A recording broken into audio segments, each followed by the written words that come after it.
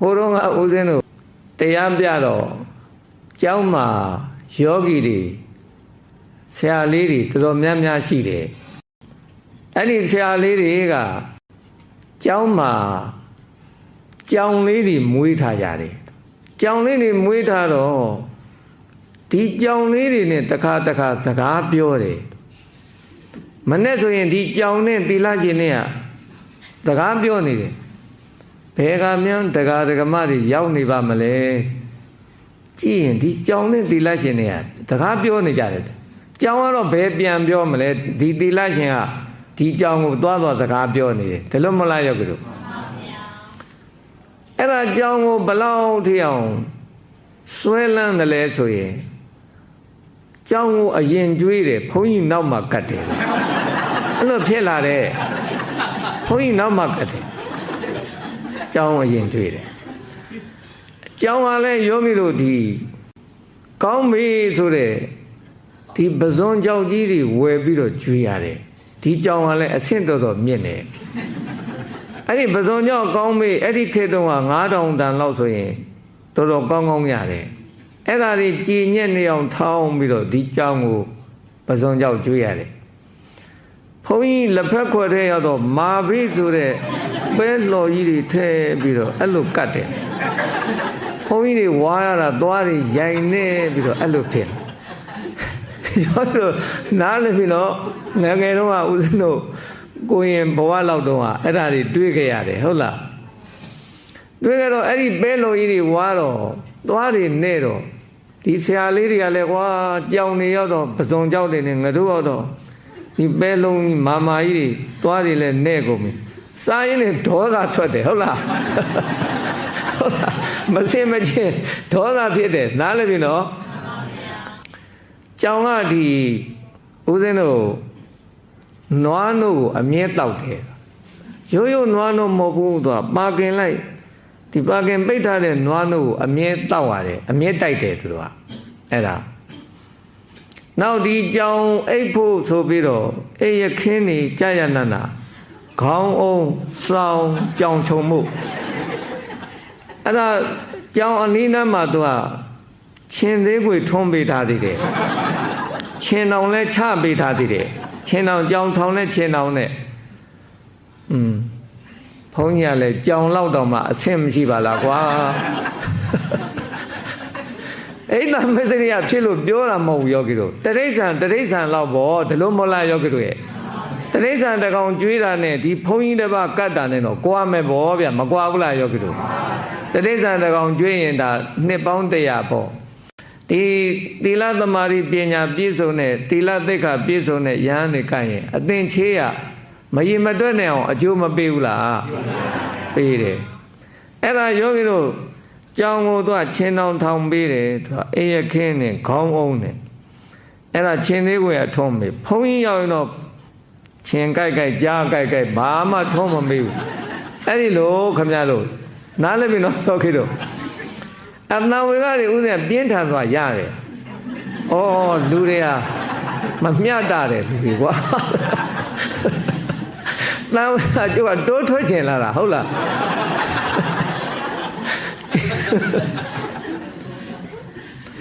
အဲ့ဒါအပြင်ကပြန်လာရင်ဒီကြောင်မို့သူပြောင်းမှုလို့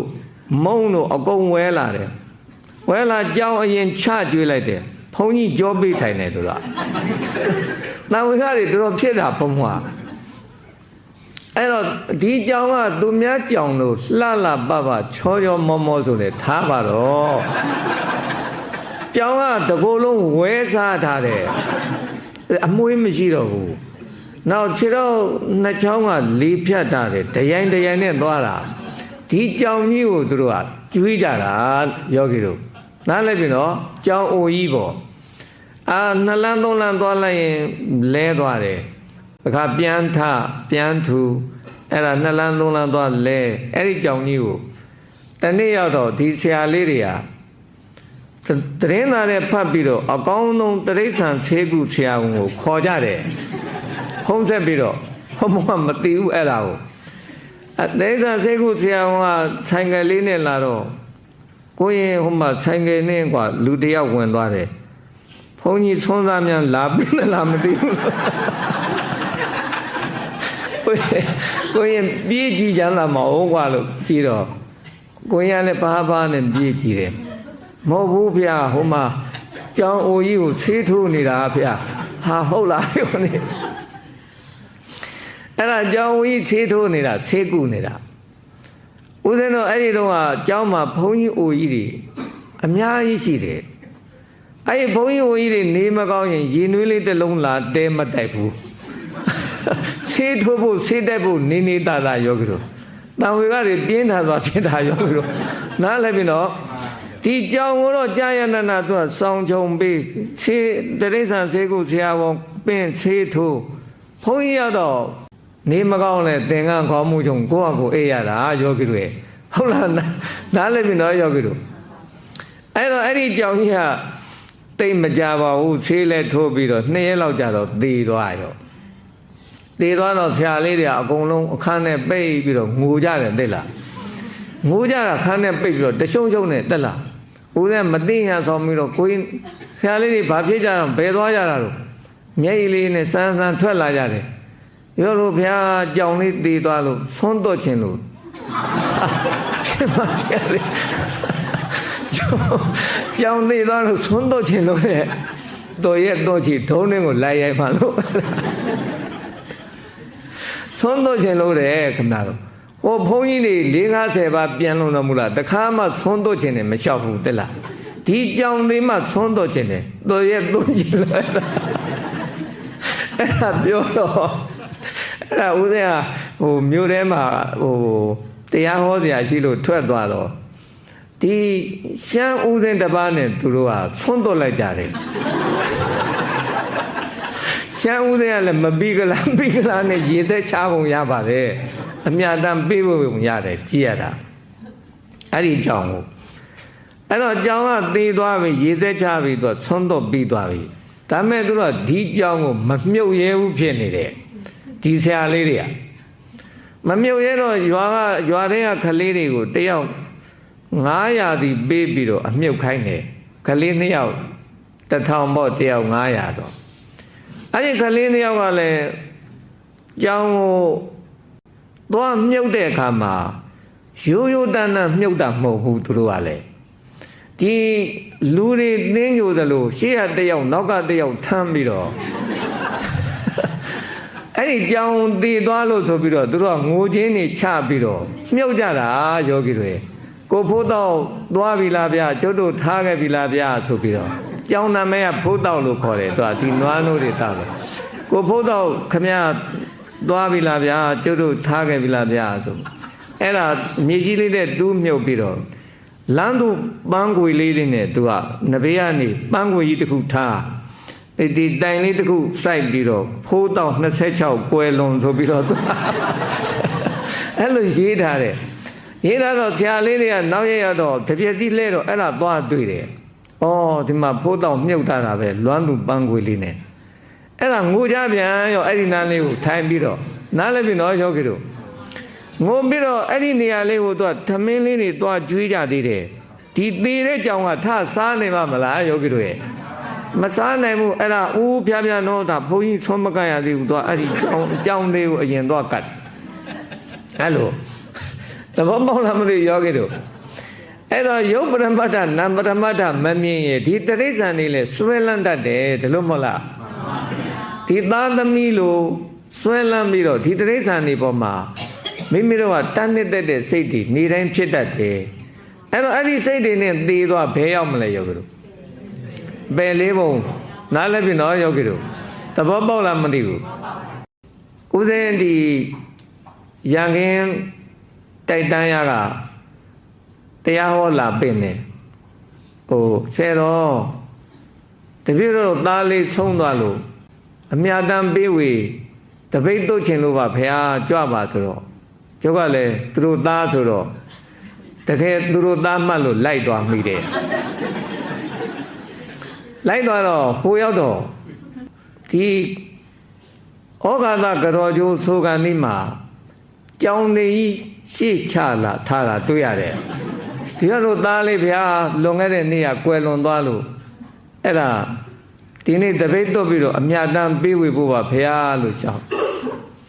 ကျုပ်ကဒီကြောင်သေးတဲ့တရားလည်းတစ်ခါမှမဟောဘူးဘလို့မြန်ဟောရပါလိမ့်မလဲပေါ့ဒီဩကာသဆိုလေးကျုပ်ကချွေးပြန်လေးအဲ့လိုဖြစ်လာတယ်ချွေးတွေပြန်လာတယ်ဩကာသဆိုရင်ဒီကြောင်သေးကိုငါဘလို့မြန်ဟောရပါလိမ့်မလဲအဲ့ဒီဦးဇင်းတို့ငယ်တော့ကကြီးသေးလေးတာဆယ်တော်ဘုရားကြီးရေးထားတဲ့စာအုပ်ကိုဦးဇင်းကဖတ်ပူးတယ်မုံရမှာဦးဇင်းတို့အမျိုးသမီးတယောက်ကတိရိမာဆိုတဲ့အမျိုးသမီးတယောက်ကအဲ့ဒီဆယ်တော်ဘုရားကြီးကိုမေးလျှောက်ထားတဲ့မေးခွန်းလေးဖတ်ဖူးတယ်တရိစ္ဆာန်နေသေလို့ရှိရင်သွန်းတော့ကောင်းမတော့ကောင်းအဲ့ဒါဆယ်တော်ဖြေကြပါလို့လျှောက်တော့ကြီးသေးလေးတာဆယ်တော်ဘုရားကြီးကဒီဂတိ၅ပါးနဲ့ရှင်းပြတယ်တရိစ္ဆာန်နေသေတဲ့ခါတဲ့တချို့တရိစ္ဆာန်တွေဟာဒီတရားဓမ္မကိုနှလုံးသွင်းပြီးတော့သေသွားတဲ့ခါနတ်ပြည်ရောက်သွားတယ်ဖာနတ်သားတို့ဘာလို့ကြားဘူးလားယောဂီတို့မြတ်စွာဘုရားတရားတော်ကိုနာရင်းနဲ့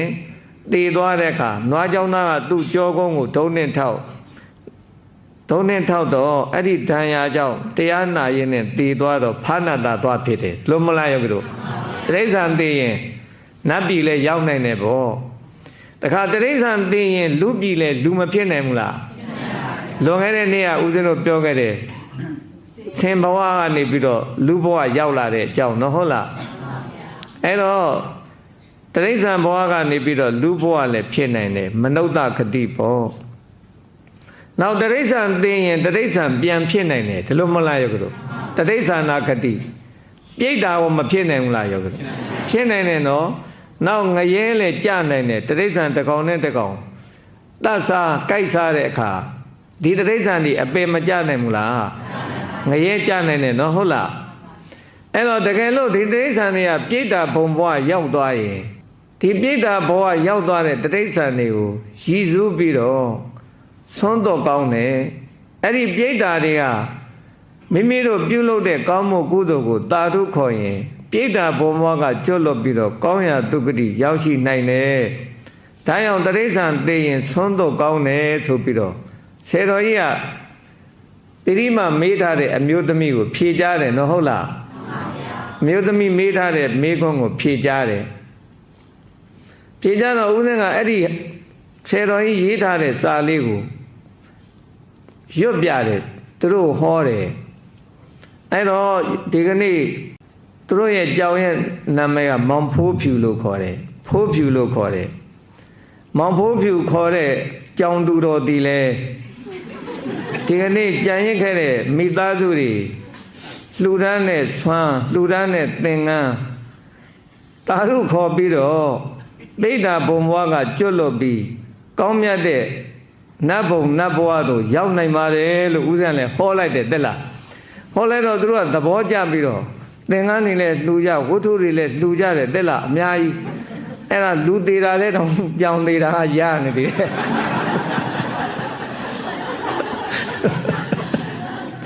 အဲ့ဒါဥစ္စာကြောင်းနေတဲ့တရားကိုကျမ်းစာမှာဟောလာတာအဲ့ဒီဂတိ၅ပါးနဲ့ကြည်သေးလေးတာဆယ်တော်ဘုရားကြီးဟောတဲ့အကြောင်းကိုဆက်ဆက်ပြီးတော့နားလည်ပြီနော်ယောဂီတို့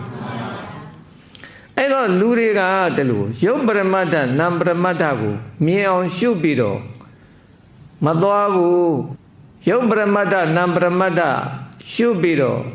မရက်ဘူးမထိုင်ဘူးမအိပ်ဘူးဆိုရင်ဒါတွေဆွဲလန်းမှုတွေဖြစ်လာတယ်နော်ဟုတ်လားလူအချင်းချင်းဆွဲလန်းတာတို့တရိစ္ဆာန်ဆွဲလန်းတာတို့ဒါလို့မလားယောဂီတို့အဲ့ဒါစောစောကဆရာလေးတွေစောစောကရန်ကင်းကတကားတွေတွေ့ကြည့်ပေါ့ဒီကြောင်ကိုသားသမီးလို့ဆွဲလန်းနေကြတာဒါလို့မလားယောဂီတို့နားလည်ပြီနော်အဲ့ဒီအဆွဲလန်းနေနဲ့သေသွားရင်ယောဂီတို့ဘယ်ရောက်မလဲအပေပုံရောက်မယ်ဒါလို့မလားအဲ့တော့ယောဂီတို့ကသွားရင်အပေမရောက်စေနဲ့ရက်ချင်းအပေမရောက်စေနဲ့ထိုင်ရင်လဲလျောင်းရင်အပေမရောက်စေနဲ့နော်ဟုတ်လားစားရင်တောက်ရင်ခဲခြင်းလျှက်ခြင်းအပေမရောက်စေနဲ့နော်ဟုတ်လား